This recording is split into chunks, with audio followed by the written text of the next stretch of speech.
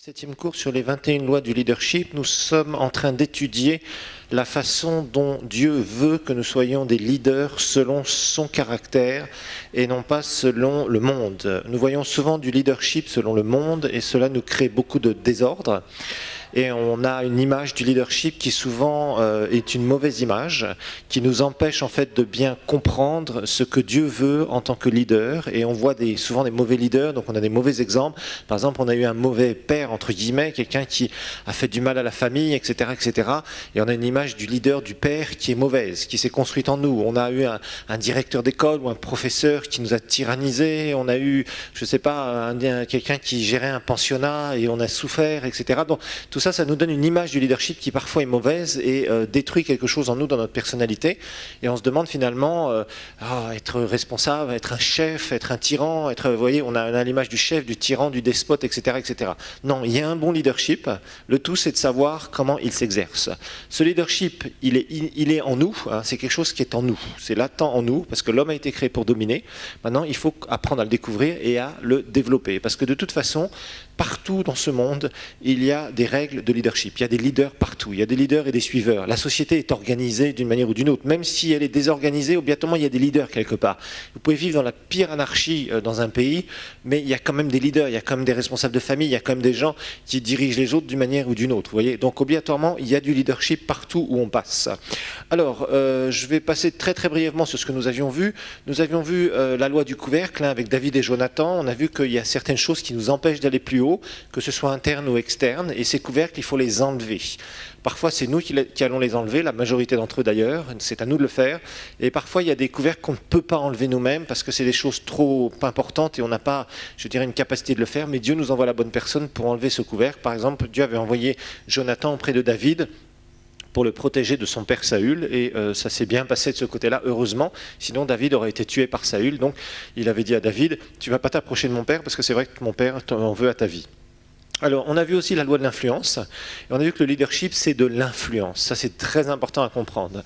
En fait, un leader va influencer les autres, et là, on a vu l'exemple de Josué. Hein. Josué, quand il fait partie des 12 espions, quand il fait, lui, un bon rapport avec toute une foule, il était avec Caleb pour faire ce bon rapport, quand il y a toute la foule qui est là, la foule ne réagit pas du tout à leur influence, parce qu'ils n'ont pas d'influence, voilà, tout simplement. Et finalement, ce sont les 10 qui prédominent dans leur mauvaise façon de penser, leur mauvaise confession, et qui amène le peuple à mourir dans le désert. Par contre, 40 ans plus tard, quand Josué prend la tête du pays, c'est le début du livre de Josué, là, il a beaucoup d'influence. Donc on a vu que l'influence, c'est quelque chose qui peut grandir et qui doit grandir. Ça n'arrive pas du jour au lendemain. Il va falloir travailler, et on a vu différentes façons de travailler sur notre influence. Ensuite, on a vu la loi du processus avec Joseph. Et Joseph, on a découvert que Joseph n'est pas devenu le grand leader qu'il était quand il a été le deuxième d'Égypte du jour au lendemain. Ça ne s'est pas fait en claquant des doigts, mais ça s'est fait par étapes. Et on a vu que le leadership, c'est un processus, ça prend du temps. Il va falloir vraiment passer tout ce temps à travailler, à grandir sur nous. Et en fait, à grandir en nous, pardon. Le plus gros truc, le plus gros défi du leader, c'est de grandir lui-même.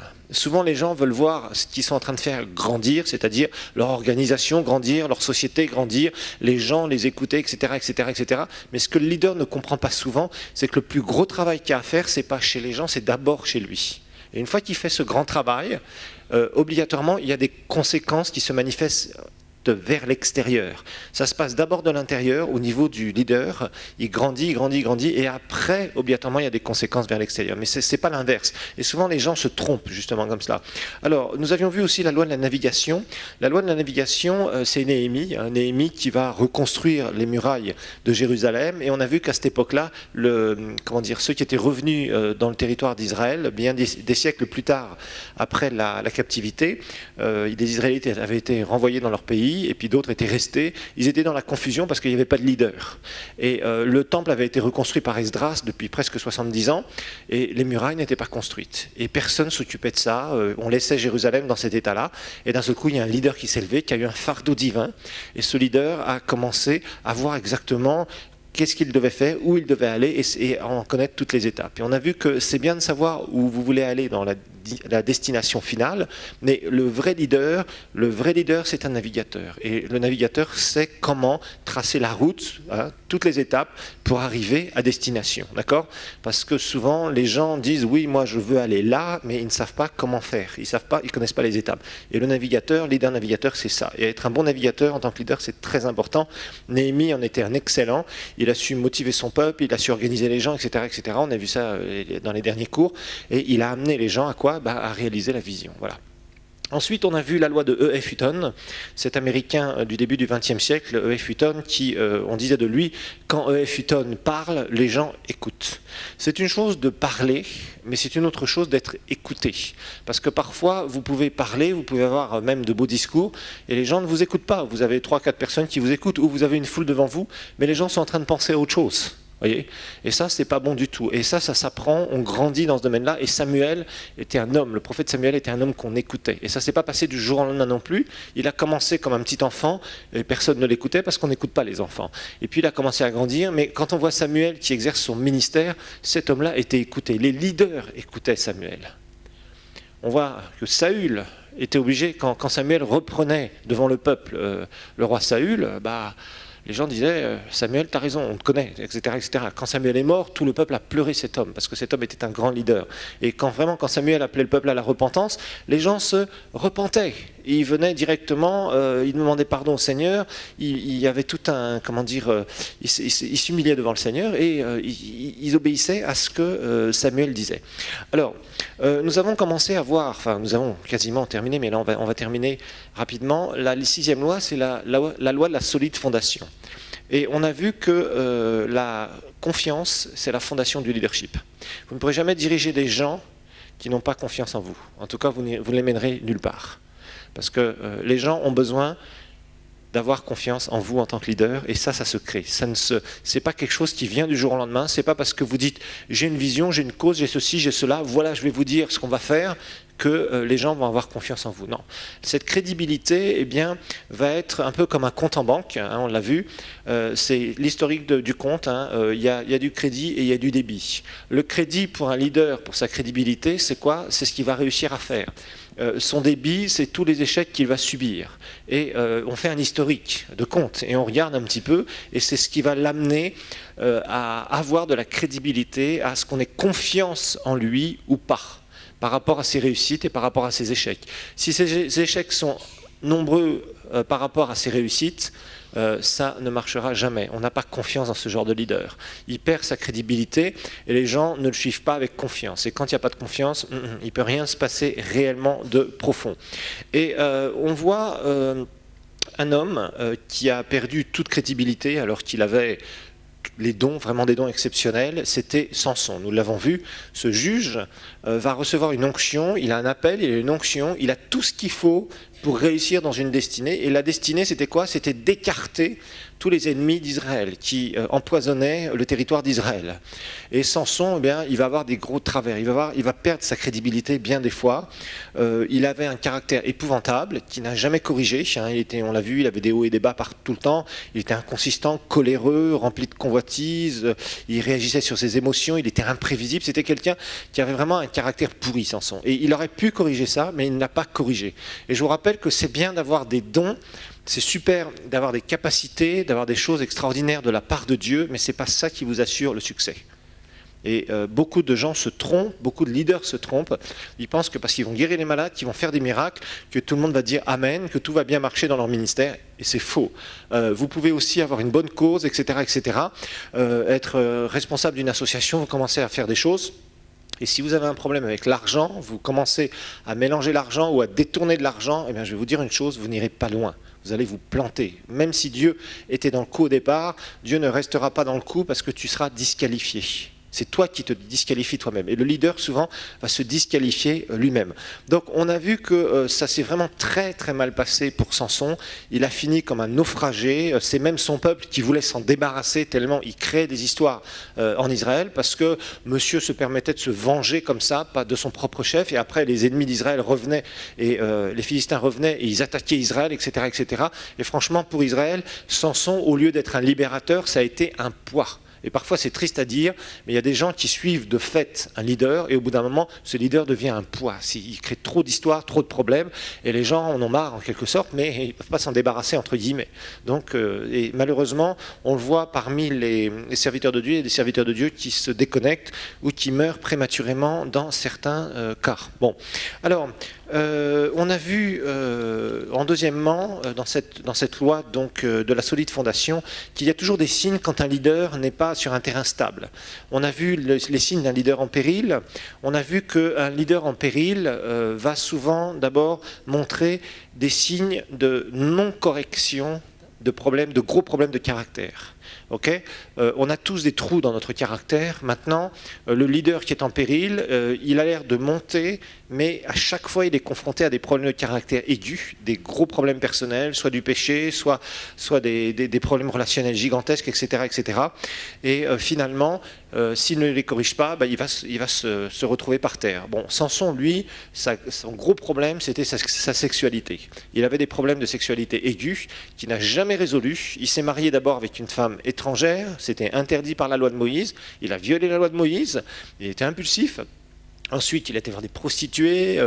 Dalila a eu sa peau. C'est pas les Philistins qui ont eu sa peau, c'est Dalila qui a eu sa peau. Voilà, tout simplement.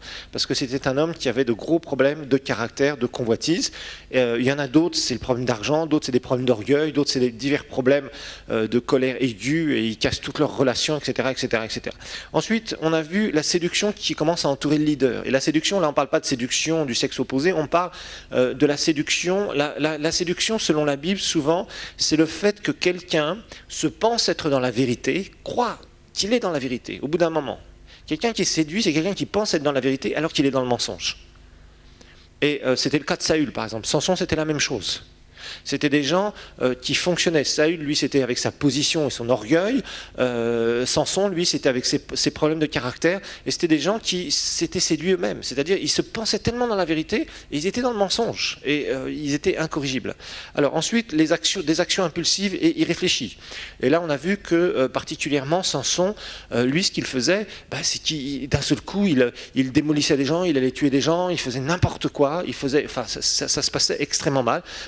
Il agissait sur des coups de tête, voilà. C'était quelqu'un d'impulsif. Et ça, c'est très mauvais. Un leader qui est impulsif, qui fait des actions irréfléchies. Par exemple, il y a comme ça des serviteurs de Dieu, ils savent que bon, ils ont des problèmes très sérieux, et d'un seul coup, ils disent, on va faire des dettes, on va acheter ça et tout, et les autres vont nous suivre à nouveau. Non, ils se trompent.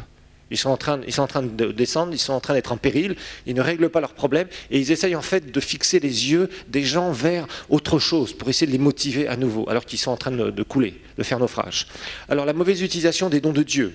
Là je vous ai montré que Samson a utilisé son onction pour, donc il avait une force surnaturelle pour aller se venger, pour régler des comptes personnels. Et ça c'est très mauvais. Je vous ai montré qu'il y a certaines personnes qui se permettent d'utiliser les miracles et les guérisons et d'un seul coup de dire « Ah, il est temps de faire une offrande » parce que les gens sont sous l'émotion, ils sont en train de louer le Seigneur, d'éclater en louange parce qu'ils ont vu quelqu'un, un boiteux marcher, etc., etc. Puis d'un seul coup, le serviteur de Dieu dit « Bon, maintenant on va faire une offrande, le Dieu me dit qu'il faut faire une offrande tout de suite. » Et ça c'est pervertir le don de Dieu. Il faut faire très attention à ça. Un serviteur de Dieu qui joue à ça, c'est un serviteur de Dieu qui creuse sa tombe. Donc, faire très attention. Ensuite, des faiblesses qui prennent le dessus. Finalement, qu'est-ce qui a vaincu Samson ? Ce n'est pas la force des Philistins, c'était pas parce que les Philistins ont réussi à être plus forts que lui. Ce qui a vaincu Samson, c'était sa faiblesse qui a pris le dessus dans sa vie. Sa faiblesse, c'était son immoralité sexuelle, qui a pris le dessus dans sa vie et qui a réussi à le vaincre. Et c'est grâce à ça, entre guillemets, que le diable a pu avoir sa peau. C'est uniquement ça. C'est pas parce que les Philistins ont réussi à trouver une potion magique de chez Astérix pour aller détruire Samson. Non, non. C'est simplement le problème de caractère. Et c'est cette faille-là par laquelle donc, le diable a pu s'introduire, détruire sa vie et l'empêcher de réaliser sa destinée. Alors, numéro 3, on avait vu quand un leader est hors de communion avec Dieu et hors relation réelle avec les gens, il n'est plus enseignable. Et là, on avait terminé par ça. Et les leaders qui ne sont pas enseignables, on a vu que d'abord, ils se reposent sur leur propre intelligence et sur leur propre force. Et ça, c'était le cas de Samson, ça a été le cas de Saül aussi. Tout est raisonné, c'est moi, je pense ci, je crois ça, il faut que, vous devez, etc., etc. En fait, il y a une espèce d'orgueil terrible. Et ils ont cette idée tout le temps de dire, de toute façon, j'ai pas besoin des conseils des autres. Voilà. Et quand un leader est comme ça, c'est très dangereux. Ça peut être extrêmement dangereux. Ça veut dire qu'il n'est pas capable d'écouter les conseils des autres, et les autres aussi ont l'esprit de Dieu, hein. Et quand un leader est dans cette position-là, c'est vraiment non, moi j'écoute Dieu seulement. Quand un leader dit je n'écoute que Dieu et j'ai pas besoin des autres, je sais ce que je fais moi seul, c'est dangereux. C'est quelqu'un qui est dangereux, ça, très dangereux. Ça veut dire que c'est quelqu'un qui n'est pas enseignable. Ça veut dire que c'est pas quelqu'un à qui on peut dire tu sais ça va pas. Ou tu sais, voilà, franchement, on est des amis, je voudrais quand même te parler, etc. Ils n'écoutent rien. Et ces gens-là vivent d'ailleurs des moments de solitude terribles. Numéro 2, les gens qui ne sont pas enseignables, les leaders qui ne sont pas enseignables, n'apprennent rien de leurs erreurs. Et je vous ai montré que tout leader, même ceux que vous admirez le plus, ont fait d'immenses erreurs. À la fin de leur vie, vous diront toujours, et même dans le courant de leur vie, si j'avais pas fait cette erreur-là, vraiment, j'ai fait ces erreurs-là et ça m'a coûté tant, etc. Tous les plus grands leaders, les bons, les grands leaders qui sont sur cette terre vous diront, voici toutes les erreurs que j'ai faites. Parce que chaque leader fait ses erreurs. Mais les erreurs, l'important, c'est pas de se dire j'essaye de faire un parcours parfait parce que personne ne pourra le faire. L'important, c'est de savoir tirer des leçons de ces erreurs. C'est ça qui est important, d'accord? Alors, si tu veux apprendre de tes erreurs, d'abord, il faut savoir les reconnaître. Ensuite, tu as l'intelligence d'en tirer les leçons et ensuite tu corriges tes erreurs. Parce qu'un leader qui fait des erreurs de manière récurrente, c'est-à-dire ça revient régulièrement dans sa vie, c'est un leader qui va perdre toute sa crédibilité. Et au bout d'un moment, les gens vont dire bon, si c'est pour que ça continue comme ça, moi je préfère aller chercher un autre leader, je préfère aller dans une autre église, je préfère aller dans une autre société, je préfère aller dans une autre association pour aider les gens, je préfère... Parce que les gens ont un bon cœur, mais au bout d'un moment, leur cœur est brisé quelque part. Quand le leader fait de graves erreurs, le cœur des gens est brisé, parce que les gens se donnent. Ils sont là, ils aident le leader, ils font tout ce qu'ils peuvent, ils donnent leur temps, ils donnent leur amour, ils donnent leurs finances, etc., etc. Et quand le leader n'arrête pas de faire des erreurs, au bout d'un moment, les gens se découragent. Ils en ont marre, ils ne veulent plus rien faire. Et ils partent, ils cherchent quelqu'un d'autre. Voilà. Et ça, c'est tout à fait normal. Donc, c'est important que le leader sache tirer des leçons de ses erreurs et changer, d'apprendre de ses erreurs. Alors, je vous ai montré aussi qu'il réagisse au lieu de répondre aux situations, parce que souvent, c'est ce qu'on voit. Quelqu'un qui commence à faire naufrage, il va réagir aux situations. Okay, plutôt que de répondre. Donner une réponse aux situations, c'est biblique. Réagir aux situations, c'est impulsif et ça vient souvent de nos sentiments et de notre chair. Par exemple, si tu es en colère, tu vas réagir, tu vas faire des choses par rapport à ton sentiment de colère. Voilà, ça s'appelle une réaction. Ça ne s'appelle pas une réponse. Jésus n'a jamais réagi aux situations. Il a toujours répondu aux situations. Si vous regardez dans les évangiles, Jésus n'a jamais réagi aux situations. Il a jamais quand les pharisiens l'insultaient, quand ils essayaient de le mettre en colère, quand ils essayaient de faire tout un tas de trucs, Jésus ne réagissait pas. Jésus répondait aux situations et boum, boum, boum. C'est comme ça. Et c'est pour ça qu'il a marché de succès en succès. C'est le seul leader qui a été parfait et qui n'a jamais fait d'erreur. Alors, numéro 4, ils sont facilement vaincus. Et c'est là où on a vu que de toute façon, un leader qui n'est pas enseignable, c'est un leader qui se retrouvera par terre tôt ou tard. Alors numéro 4, on va voir les conséquences. Notez que les conséquences du péché, c'est la dernière partie pour la solide fondation, les conséquences du péché sont toujours importantes à la fois pour le leader et pour le peuple.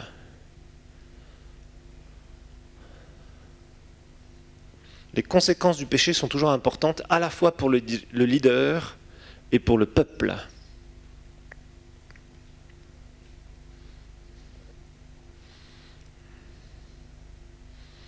Les conséquences du péché sont toujours importantes à la fois pour le leader et pour le peuple.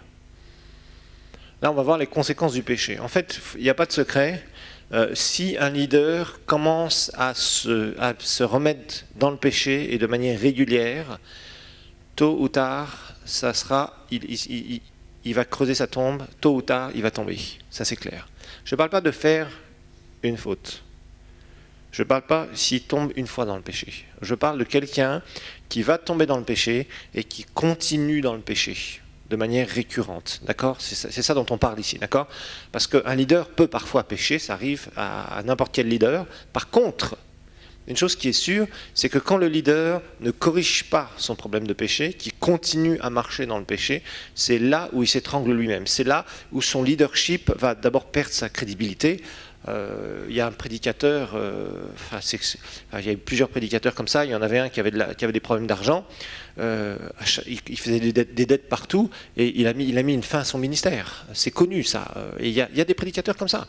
Ils sont là, ils prêchent très bien, tout le monde les écoute, etc., etc., etc. Et puis ils commencent à contracter des dettes. Et ils contractent des dettes. Et ils commencent à avoir des ennuis, et des ennuis, et des ennuis. Bon, on dit oui, quand même, on ne va pas faire des ennuis à un pasteur, on ne va pas faire des ennuis à un évangéliste, etc., etc., etc. Puis comme ils continuent ce genre de truc, au bout d'un moment, ils s'attirent une mauvaise réputation. Et quand tu t'acquiers une mauvaise réputation, bah, les gens disent, bon d'accord, mais on ne va pas donner à son ministère, parce qu'on sait que une grande partie de ce qui est donné, ça va être pour couvrir des dettes qu'il a faites, pour acheter je ne sais trop quoi, et puis vous ne savez pas quoi, et les gens vont parler sur lui. Les gens vont parler sur lui, et ça va lui créer des problèmes. Vous voyez, bon, il y a d'autres gens qui tombent dans d'autres histoires, et au bout d'un moment, ils perdent leur crédibilité. Vous voyez, si un leader que vous connaissez a péché, donnez-lui une deuxième chance. Mais c'est sûr que s'il recommence à pécher régulièrement, le peuple ne donnera pas X chance. Au bout d'un moment, il perd sa crédibilité et c'est fini. Alors voici les conditions obligatoires du péché. Parce que le péché, c'est un outil autodestructif. Ça c'est clair. Un leader qui se met dans le péché, qui persévère dans le péché, ben, s'il prend des armes d'autodestruction, voilà, il va s'autodétruire. Au bout d'un moment, il va se retrouver complètement par terre et tout ce qu'il a construit d'un côté, bah, ça va tomber, ça va se casser la figure. Voilà. Alors voici ce que le péché va faire. D'abord, le péché nous amène toujours plus loin que là où on a prévu d'aller. Le péché nous amène toujours plus loin que là où on a prévu d'aller.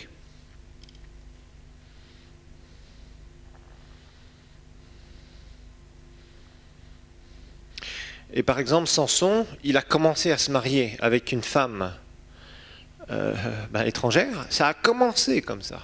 Pourquoi est-ce qu'il n'a pas épousé une Israélite? Il aurait pu, il aurait dû, il devait selon la loi épouser une Israélite. Samson aussi, c'est quelqu'un qui ne devait pas boire. C'était clair, dès sa naissance. Dieu avait mis un appel spécial sur lui et Dieu avait interdit totalement la boisson pour Samson. Et Samson s'est retrouvé dans l'immoralité. Et les premiers trucs qu'il a commencé à faire, c'était un travers de caractère. Il commence à épouser une femme qui n'était pas du peuple d'Israël. Ça, c'était le premier truc. Et ça a été son premier péché, entre guillemets, son premier, disons, ce que la Bible nous montre clairement ici. Et là, il a persévéré dans quelque chose qui était très mauvais. Et après, ça l'a amené dans tout un engrenage. Et c'est ce que le péché fait quand on ne se corrige pas. Numéro 2, le péché nous prend plus de temps que ce qu'on veut au départ. Le péché nous prend plus de temps que ce qu'on veut au départ.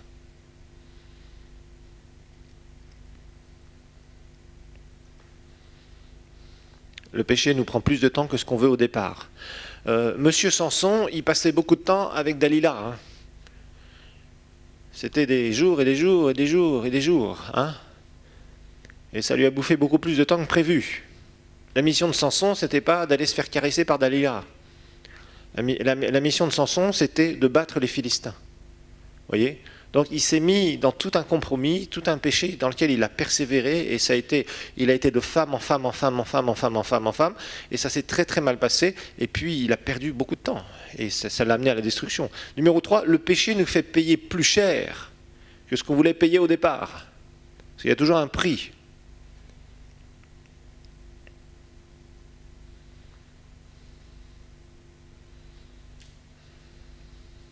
Le péché nous fait payer plus cher que ce qu'on voulait payer au départ. Parce que le péché a un prix. Et Samson, il ne s'imaginait pas que mettre le doigt dans l'engrenage du péché à propos de son immoralité sexuelle allait l'amener à sa destruction. Lui, ce qui l'intéressait, c'était d'avoir du plaisir avec le sexe opposé. Et il avait ce travers-là. Et ça l'a amené à quoi? À détruire tout ce que le Seigneur voulait faire dans sa vie. Mais au travers de lui. C'est ce qui s'est passé dans sa vie, vous voyez. Donc en fait, la leçon de Samson, quand on regarde, il avait tout pour réussir, mais il y avait deux grandes failles. C'était son immoralité sexuelle, donc son péché qui était là et qui était récurrent, et ses gros problèmes de caractère, impulsivité, colère, etc., etc., vengeance, etc., etc., etc. Et c'est ce qui a amené Samson à être détruit, à s'auto-détruire, parce qu'il s'est auto-détruit. Un leader peut très facilement s'auto-détruire. Vous allez me dire, mais comment? Dieu peut le protéger, Dieu peut l'empêcher. Non, non, non. Tu es responsable de ce que tu fais, tu as la gestion de ta propre vie. Et là, Samson, c'est tout à fait typique. Relisez bien l'histoire de Samson à la lumière de ce qu'on a étudié là. Vous verrez tous ces traits, toutes ces choses qu'il a pu faire et dans lesquelles il s'est mis, alors que l'onction de Dieu travaillait sur lui. Et l'onction de Dieu voulait quoi? Ce que le Seigneur voulait, c'était écarter les ennemis et philistins d'Israël qui empoisonnaient le territoire d'Israël. Et cette mission, il ne l'a jamais réalisée. Et quand il a commencé à la réaliser, ça a été vraiment une catastrophe, il a fait n'importe quoi. Et ça, franchement, c'est terrible. Donc la solide fondation, c'est vraiment cette crédibilité, de savoir que le leader doit faire beaucoup plus de choses qui sont bonnes, excellentes, et les gens commencent à se dire, cet homme-là, cette femme-là, ce sont des gens crédibles. Et à ce moment-là, ils suivent, et vous avez de plus en plus d'influence. Rappelez-vous que le leadership, l'essence du leadership, le cœur du leadership, c'est l'influence. Et beaucoup de ces lois tournent autour en vue de nous faire gagner plus d'influence. Septième loi, la loi du respect. Septième loi, la loi du respect.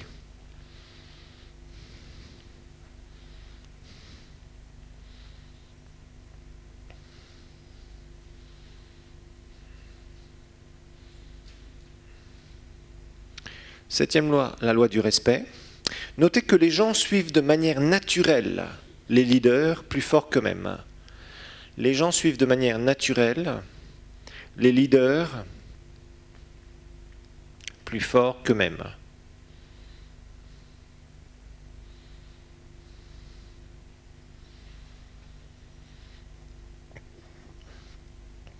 Les gens suivent de manière naturelle les leaders plus forts qu'eux-mêmes. Il faut que vous sachiez que les gens ne suivent pas des leaders par hasard. Ce n'est pas par hasard que des gens suivent des leaders. Mais ils suivent des leaders parce qu'ils sont influencés, parce qu'ils s'identifient quelque part. Parce qu'ils ont des idées, je dirais, des envies, des idées communes. Si vous êtes dans une église, c'est parce que vous aimez le Seigneur et que vous avez un leader qui s'appelle un pasteur qui aime le Seigneur et qui est serviteur de Dieu. Si vous êtes dans une association de football, c'est parce que vous aimez le football et que vous avez envie d'abord de jouer, mais aussi de faire la promotion du football. Vous voyez ? Donc, il y a des raisons pour lesquelles vous allez suivre quelqu'un. Et vous avez vu que dans telle équipe, il y avait un très bon coach, et dans une autre équipe à côté, il était trop nul. Vous avez essayé d'aller dans l'équipe où le coach était le meilleur. C'est normal, parce que vous avez envie de progresser, parce que vous avez envie de réaliser quelque chose. Et ça, c'est humain, c'est normal, on a besoin, on est influencé. Et il y a un aspect du respect du leader que nous allons étudier ici. Et on voit vraiment que, vous savez, les gens suivent un leader pour deux raisons. Il y a deux raisons pour lesquelles les gens suivent un leader. Soit par choix, ou soit par la force des choses. Les gens suivent un leader, soit par choix, soit par la force des choses.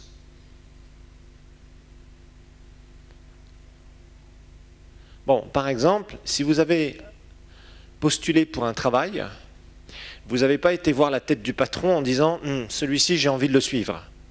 Non, vous aviez besoin d'un travail, il y avait un poste qui était ouvert, vous avez tout fait pour être embauché parce que vous avez besoin de ressources. Mais vous n'avez pas été voir le boss, été regarder quelle voiture il conduit, s'il est gentil, s'il est ceci ou s'il est cela. Non, vous êtes employé et vous savez que c'est votre boss. Donc vous allez lui devoir, et on va voir cet aspect-là, vous allez lui devoir du respect. Donc, parce qu'il est votre boss, et puis il vous dit, voilà, il y a votre directeur, voici, c'est monsieur un tel ou madame un tel, la directrice. C'est quelqu'un qui vous est imposé. Donc vous allez être obligé de suivre et d'obéir à cette personne, non pas par choix, mais par obligation. Vous êtes d'accord? Là, vous suivez un leader par obligation. Vos parents, par exemple, vous êtes obligé de les suivre. Nous avons été élevés par nos parents ou par quelqu'un qui nous a élevés. Ça a été de fait. On n'était pas dans le ciel avant en disant je voudrais être dans telle famille avec tel parent. Lui, ce papa, il a l'air gentil, la maman a l'air gentille, je veux être là. Non. On est né dans une famille. Parfois, on a eu des bons parents. Des fois, on a eu des très mauvais parents. Donc là aussi, ce n'était pas un choix. C'était une obligation, entre guillemets, qui parfois était bonne. D'accord ? Bon. L'obligation, c'est ça. Par contre, nous avons aussi des moments où nous suivons des leaders par choix. Par choix. Et ces leaders-là, parfois nous les suivons un temps, après nous nous en détachons, parfois nous allons chercher un autre leader, etc., etc., etc., etc.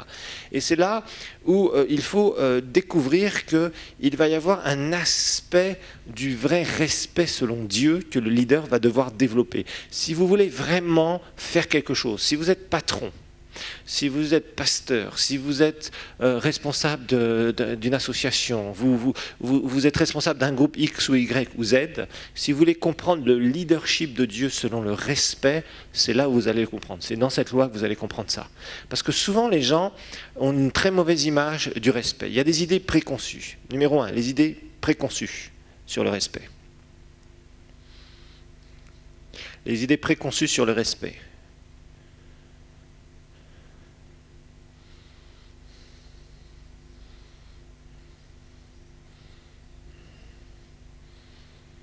Les idées préconçues sur le respect. Alors d'abord, les gens pensent souvent que le respect, c'est une position.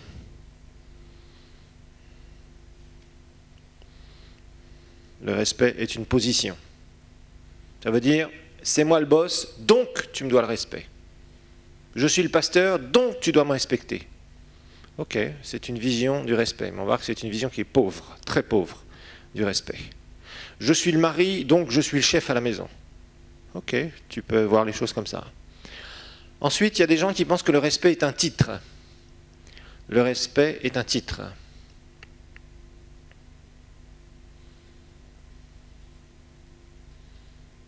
Donc il y a la position, il y a le titre. Les gens qui disent, voilà, je suis représentant de, donc vous devez me respecter. Peut-être que oui, peut-être que non.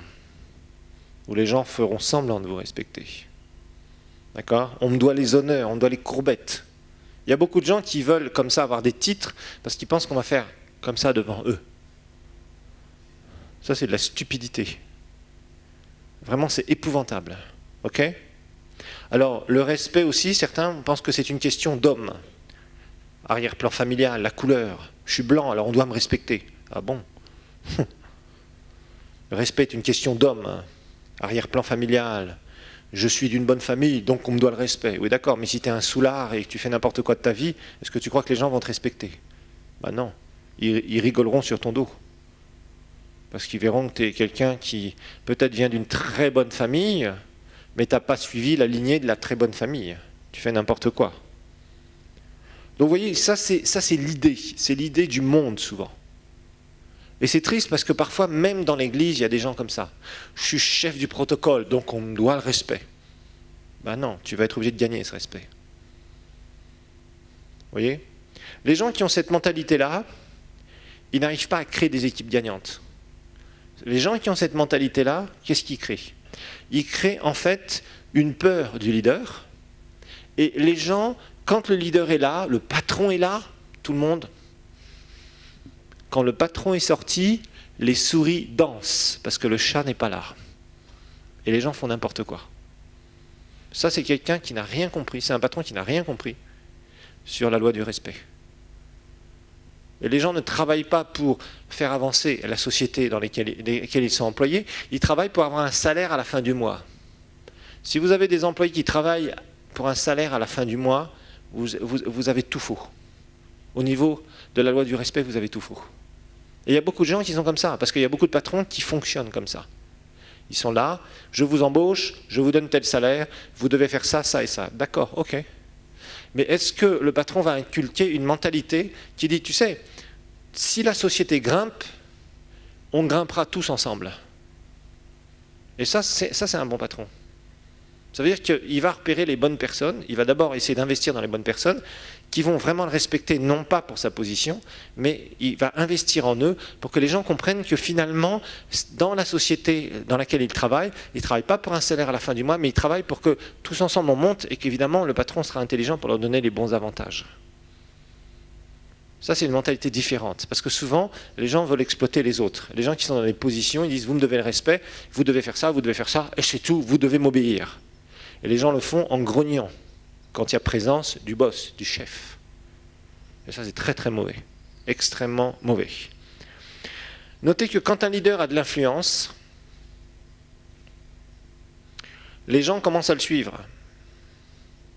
Ça, c'est vraiment important ce que je vais vous dire ici. Quand un leader a de l'influence, les gens commencent à le suivre. Quand un leader a de l'influence, les gens commencent à le suivre. Quand le leader a gagné du respect,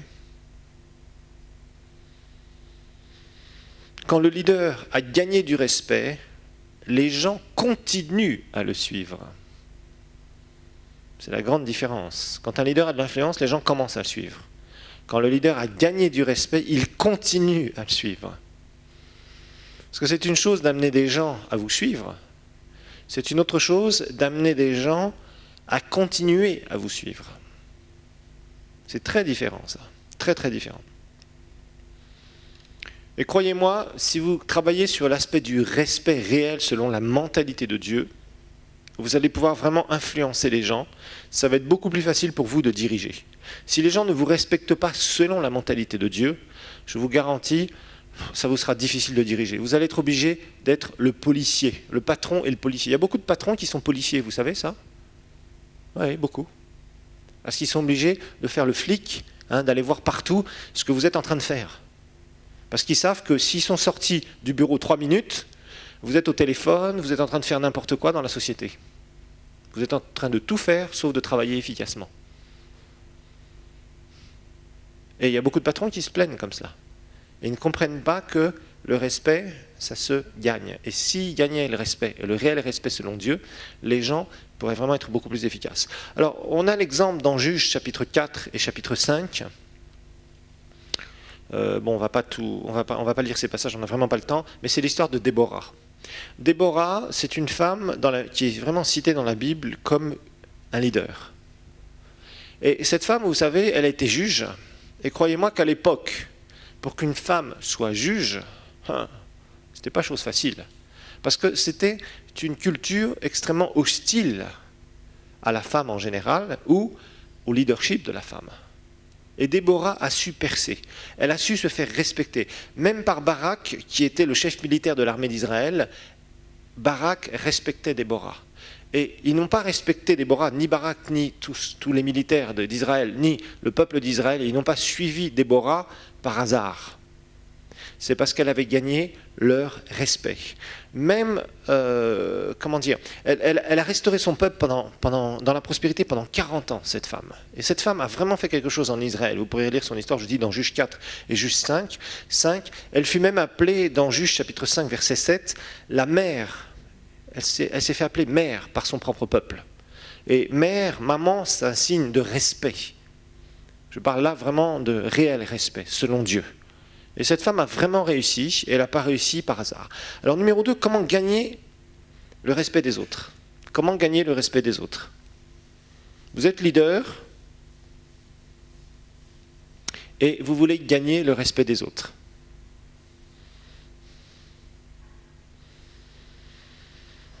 Alors je vous rappelle que le respect en leadership, c'est pas une position, c'est pas un titre, c'est pas parce que vous êtes un homme que d'un certain âge ou une femme d'un certain âge que on vous respectera selon les normes divines. Loin de là. Il faut gagner ce respect. Numéro 1, vous devez vous respecter et respecter les autres. Numéro 1, vous devez vous respecter et respecter les autres. Si vous voulez gagner du respect, il faut vous respecter vous-même et respecter les autres. Ça, c'est important. Si tu méprises les autres, et si tu te méprises toi-même, il y a des leaders qui se méprisent eux-mêmes, eh bien, vous ne pouvez pas gagner du respect, c'est pas possible. Si tu méprises quelqu'un, cette personne ne te respectera pas selon les lois divines. Il fera semblant, mais en ton absence, il dira les pires trucs. Numéro 2, en faisant faire plus de chemin aux autres que vous dirigez, que ce qu'ils attendent au départ. En faisant faire plus de chemin aux autres, ceux que vous dirigez bien sûr, que ce qu'ils attendent de vous au départ. En faisant faire plus de chemin aux autres, ceux que vous dirigez, que ce qu'ils attendent de vous au départ.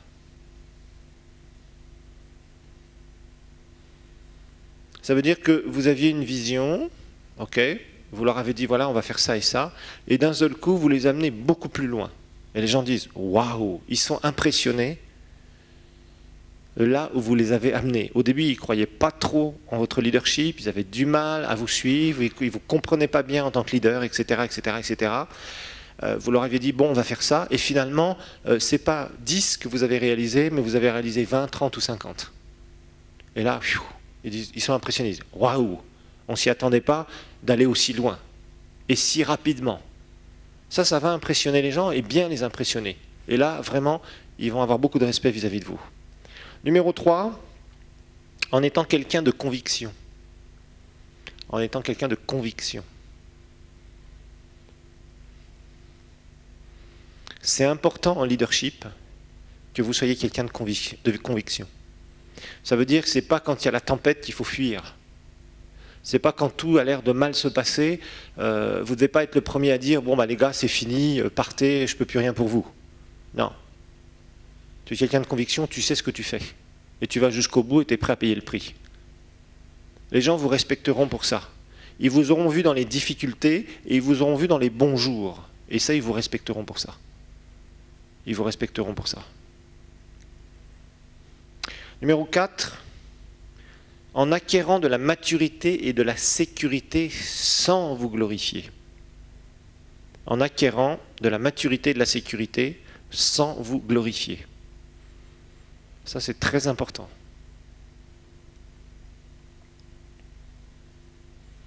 Et ça se fait en remportant des victoires, bien sûr. La maturité, la sécurité, être sûr de vous-même en tant que leader. Au début, quand on commence dans le leadership, on n'a aucune assurance. On dit des choses, et puis il y a plein de choses qui ne se réalisent pas ou qui ont du mal à se réaliser.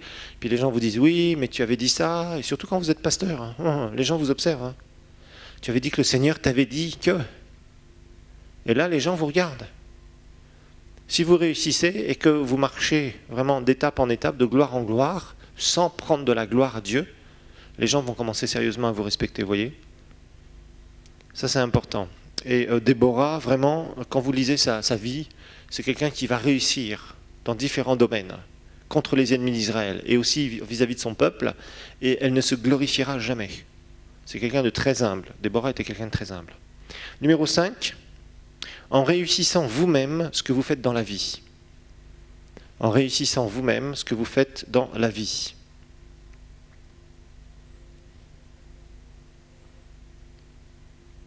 En réussissant vous-même ce que vous faites dans la vie. Ça, c'est important.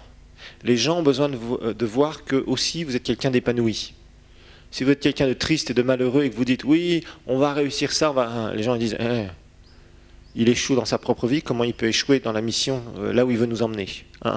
Si toi tu échoues dans ta vie personnelle, comment est-ce que tu peux amener les autres au succès? En les dirigeant. Pas possible. Et les gens le voient, les gens sont sensibles. Il faut que vous sachiez que les suiveurs sont sensibles, ils regardent, ils observent. Ils veulent être amenés quelque part, mais les gens, au début, peut-être qu'ils sont un peu, je dirais, ils sont un peu innocents. Surtout, on le voit beaucoup dans les choses spirituelles. Les gens sont très innocents parce qu'ils viennent de recevoir le Seigneur. Vous pouvez leur raconter tout et n'importe quoi. Un bébé spirituel, vous pouvez lui raconter tout et n'importe quoi, il vous croit. Mais au bout de quelques années, il va commencer à se poser des questions. Donc le pasteur doit faire attention. Il doit implanter les bonnes choses, il doit investir les bonnes choses. Sinon, tôt ou tard, les gens se décourageront, soit ils retourneront dans le monde, soit ils iront chercher un autre pasteur. Et c'est ce qui se passe malheureusement. Et les leaders doivent faire attention. C'est super important. Ensuite, numéro 6, en contribuant au succès des autres. Ça, on va voir que c'est très important aussi en tant que leader. En contribuant au succès des autres.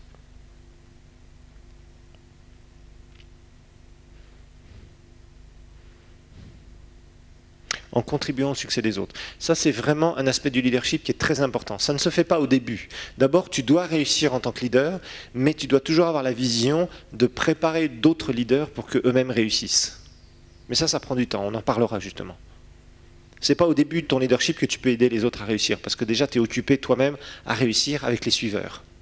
Après, tu commences à trouver un certain nombre de suiveurs qui sont des leaders potentiels, dans lesquels tu vas investir, et tu vas tellement investir que ces personnes vont commencer à réussir, et des fois même faire mieux que toi. Et ça, c'est super.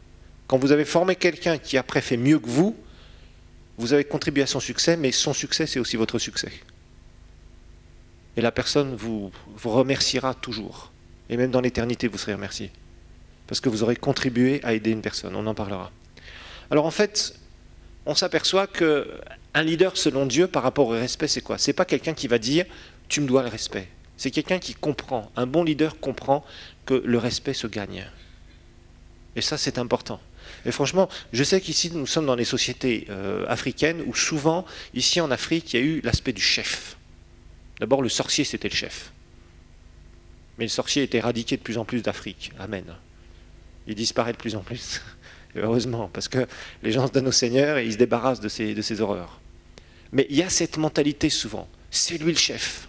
Les gens, vous devez. Vous voyez? Et ça c'est une mauvaise mentalité de leader. Bon, on va en Europe, par contre, les gens n'ont pas du tout... il y a beaucoup de rébellions. Par exemple, en France, c'est terrible. Le pasteur, il se fait disputer des fois. Il y a des membres de l'église qui viennent à la fin. « Je ne suis pas d'accord avec ce que tu as prêché. » Waouh! Vous voyez ce que je veux dire? Vous savez, dans les différentes sociétés, il y a différents problèmes. Vous voyez? Mais souvent, on voit des leaders qui manquent vraiment de grandir dans certaines sociétés et de gagner ce respect, qui ne comprennent pas. C'est-à-dire qu'il faut être assez hardi pour prendre sa position de leader, mais il ne faut pas être trop hardi pour penser qu'avec la hardiesse que j'ai, les gens doivent m'obéir, me doivent le respect. Ça ne marche pas comme ça. Avec Dieu, les choses ne marchent pas comme ça. Et le respect se gagne. Okay? Numéro 3. Gagner du respect prend du temps. Gagner du respect prend du temps et vos suiveurs vous observeront. Gagner du respect prend du temps et vos suiveurs vous observeront.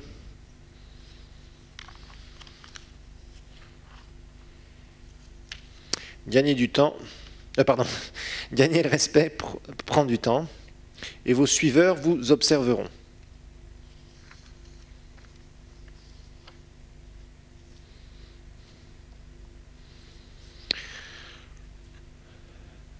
Alors, voilà ce que vos suiveurs observeront avec le temps. On va regarder ce que les suiveurs, les gens qui suivent un leader, observent avec le temps.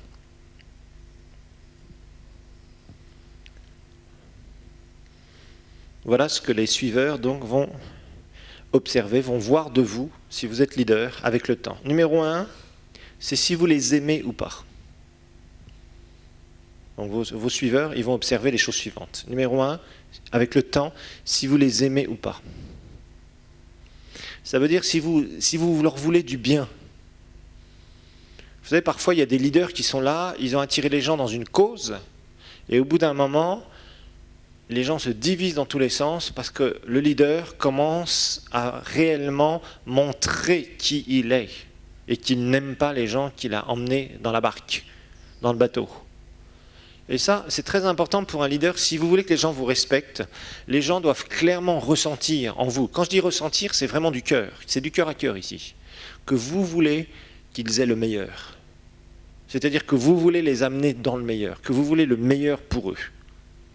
Que vous n'êtes pas là en train de les rabaisser, de les empêcher d'avancer, les empêcher de s'épanouir, etc. à vos dépens. Ça, c'est horrible. De faire ça, c'est absolument horrible. D'accord? Et ça, les gens le verront. De toute façon, tôt ou tard, ils le verront. Numéro 2, ils verront si vous êtes un investisseur ou un preneur. Ils verront si vous êtes un investisseur ou un preneur. Il y a beaucoup de leaders qui ne sont que des pompes. Ils ne sont pas des sources. Un leader doit être une source. Ça ne va pas être une pompe.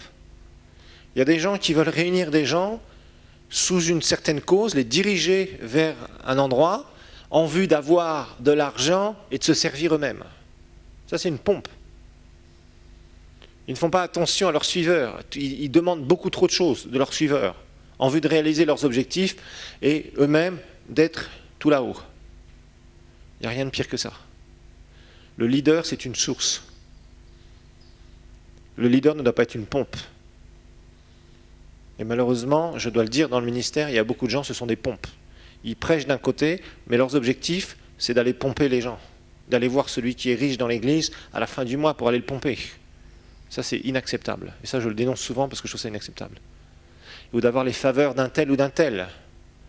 Il voit une personne qui se convertit, qui a une position dans un bureau pour un, et d'un seul coup, une semaine plus tard ou 2 jours plus tard, le lundi, hop, on va voir la personne et on va lui demander quelque chose. Ça, c'est être une pompe.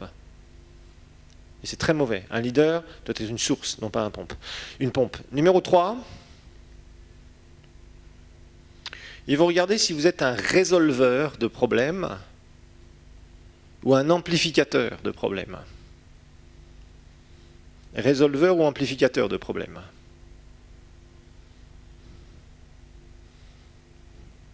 Et les gens vont vraiment vous observer. Il y a une situation conflictuelle, qu'est-ce que vous faites? Il y a un petit feu, est-ce que vous êtes le leader qui va éteindre le feu pacifiquement, ou est-ce que vous êtes le leader qui va jeter un seau d'essence et d'un seul coup le feu va devenir un grand feu et créer plein de problèmes? Et les gens vous observent avec ça. Ils regardent votre sagesse, savoir si vous savez gérer les situations. Et c'est normal, parce que les gens veulent être dirigés, ils veulent qu'il y ait la paix. Et que s'il y a des conflits qui émergent, que vous sachiez gérer les conflits, les situations conflictuelles. Ce qui n'est pas facile pour un leader parfois. Parce que des fois, lui-même crée les situations conflictuelles. Et quand il les crée lui-même, après, il est obligé de les éteindre. Donc il est obligé vraiment de s'humilier, il est obligé vraiment de chercher le Seigneur et de régler les problèmes. Mais les gens observeront ces choses-là, d'accord? Alors, numéro 4, on va voir les 5 niveaux du respect. 5 niveaux du respect concernant le leadership.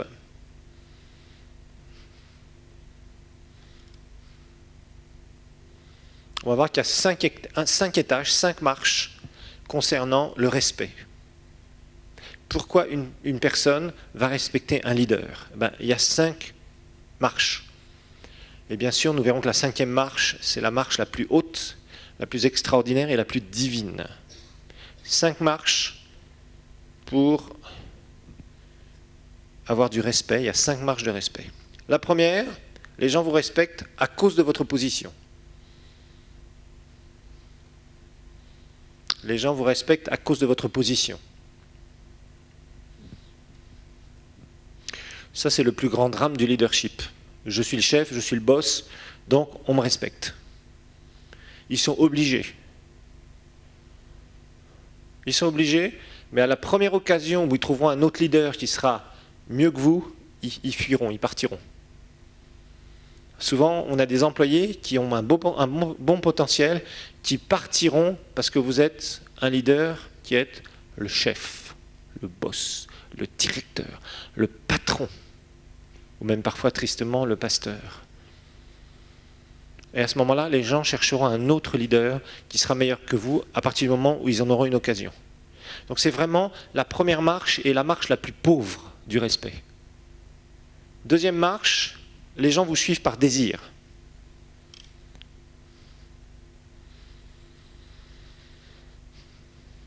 Ils vous suivent par désir parce que on est des amis, on est cousins, on a étudié ensemble. Vous voyez, donc ils vous suivent parce que finalement, ils vous aiment bien, quoi. Ils vous aiment bien. Donc, ils désirent vous aider parce que vous les avez appelés en leur disant, voilà, j'ai fait faire ça, est-ce que tu peux m'aider? Donc, ils viennent, ils désirent, d'accord. Mais vous n'allez pas aller très loin avec ça. C'est pas fort, c'est pas durable. Quand il y a des difficultés, il y a des conflits, ces gens-là partent. C'est pas un niveau de respect qui est très fort. Ils sont venus, ils vous respectent entre guillemets parce que vous êtes le premier, vous avez partagé la vision, vous avez reçu la vision, etc., etc., etc. Et puis comme vous êtes cousin, parenté, quoi que ce soit, amis, etc., ils viennent sous votre leadership. Mais souvent, c'est très conflictuel, ça, au bout d'un moment, très souvent. Ça ne dure pas longtemps. Numéro 3, par production. Par production. Les gens vous suivent par production. Parce que vous êtes quelqu'un qui réussissait des choses et qu'ils ont envie de suivre quelqu'un qui réussit quelque part. Ils ont vu beaucoup de gens qui échouent, et ils voient que vous réussissez, waouh, et ils se disent, c'est bien, lui au moins il fait quelque chose d'intéressant. Donc je vais rentrer dans son organisation, dans son église, dans sa société, dans ceci, dans ce... Vous voyez ce que je veux dire? Donc ils vous respectent parce que vous réussissez bien les choses. Bon, c'est bien, le leader a des résultats, donc vous avez envie d'être participant d'une équipe qui gagne. C'est bien, c'est pas mal. C'est la 3e marche, mais ce n'est pas la meilleure. Numéro 4, par développement des suiveurs. Par développement des suiveurs. Là, on commence à aller dans un truc très intéressant. Un niveau très intéressant. Numéro 4, par développement des suiveurs. En fait, là, le leader investit énormément dans les suiveurs. Le leader investit dans les suiveurs. Et de plus en plus, les gens réussissent. C'est-à-dire que c'est le leader qui joue le rôle du mentor. Il est en train d'aider les autres à réussir dans leur vie. Ils ont un potentiel, le leader les aide, il repère ce potentiel, il les encadre, il les coach, il les mentor, il s'occupe d'eux, et de plus en plus, les personnes commencent à réussir elles-mêmes. Et elles disent, vous voyez, le succès, je le dois à mon mentor. Et quand ils parlent de vous, ils ont un immense respect. Et s'ils entendent quelqu'un qui parle mal de vous, ils disent, chut, tais-toi, je sais ce que cet homme, ce que cette femme a fait pour moi. Je sais d'où j'étais, je sais les difficultés par lesquelles je suis passé, je sais les différents moments par lesquels il m'a aidé, et il m'a aidé à réussir ce que je suis en train de faire. Ces gens-là ont beaucoup de respect pour vous, parce que vous avez investi chez eux. Vous ne les avez pas emmenés, vous voyez, le niveau 3 du respect, c'est que vous les emmenez dans le succès, mais c'est vous qui tirez, vous dites, voilà, il faut qu'on fasse ça, ça, ça, vous les organisez, vous les préparez, etc. Vous réussissez, on réussit tous ensemble, alléluia, gloire à Dieu, ok, c'est super, mais ils vous ont suivi. Pour l'instant, eux-mêmes n'ont jamais rien réalisé. Ils n'ont pas réalisé aussi de vision personnelle ou de choses personnelles. Ils vous ont suivi dans quelque chose. Le niveau 4 est intéressant, parce que là, vous avez été leur mentor. C'est-à-dire, ils produisent par eux-mêmes. Et plus ils produisent, plus ils disent finalement, si je n'avais pas eu ce serviteur de Dieu, si je n'avais pas eu ce patron, si je n'avais pas eu ce coach, si j'avais pas eu, etc., bah, franchement, je n'aurais pas réussi. Et à chaque fois qu'ils vous parleront de leur histoire, ils vous nommeront. Et ils ont un grand respect pour vous. Numéro 5, ce que vous représentez. Ce que vous représentez.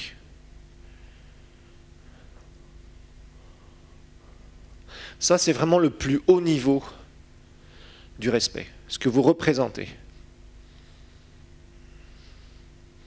C'est-à-dire que c'est un leader qui, lui, a formé plein d'autres leaders. Il a donné toute sa vie pour faire ça. Pour former les autres. Pour que les autres réussissent. Ce n'est pas lui qui les dirige aujourd'hui, c'est eux qui sont déjà dans tout un tas de choses qu'ils ont pleinement réussi. Et ces mêmes leaders que vous avez formés ont même formé d'autres leaders. On verra que ça, c'est vraiment un niveau extraordinaire du leadership. Le niveau extraordinaire du leadership, ce n'est pas de former des suiveurs. Ça, c'est le premier niveau. On verra qu'il y a un autre niveau, c'est de former des leaders qui vont former des suiveurs. Mais il y a encore un autre niveau, c'est le leader qui forme des leaders qui eux-mêmes ont formé des leaders. Vous voyez? Ça, c'est un niveau extraordinaire. Et quand vous arrivez à cela, que vous avez formé des leaders qui ont formé d'autres leaders, etc., s'ils sont en plein dans leur potentiel, ils ont un immense respect pour vous. Et ça, souvent, ce sont des gens qui ont déjà un certain âge et qui diront, voilà, j'ai été formé par un tel, aujourd'hui, je suis pasteur de la plus grosse église d'Afrique, je suis le pasteur de la plus grosse église d'Asie ou quoi que ce soit, mais je dois cela à mon mentor, à mon leader qui m'a formé, et j'ai aussi démarré X église, etc. On parle là du ministère, mais on pourrait parler de société, on pourrait parler d'organisation en général, etc., etc. Ça, ces gens-là vous doivent un respect gigantesque. Enfin, ils ont un respect pour vous. Ils ont un respect parce que c'est vraiment ce que vous représentez. Vous voyez, par exemple, Nelson Mandela aujourd'hui, Nelson Mandela, c'est une figure d'Afrique du Sud. Il représente quoi? Il représente des choses. Il représente l'abolition de l'apartheid en Afrique du Sud. Voilà. C'est pas lui qui dirige aujourd'hui. Mais quand on parle de Mandela, on associe Mandela à tout ce qui s'est passé. Les gens qu'il a préparés, et le fait qu'il soit sorti du pouvoir volontairement, sans histoire, etc., etc., etc. Mais vous voyez, il représente quelque chose. Vous voyez, et ça, c'est le leader c'est le plus haut niveau de leadership. C'est quelqu'un qu'on respecte par tout ce qu'il représente. Non pas parce qu'il est leader aujourd'hui de qui que ce soit ou de quoi que ce soit, mais parce qu'il représente quelque chose. Ok? Voilà, c'était la loi du respect. Et voilà pour ce cours.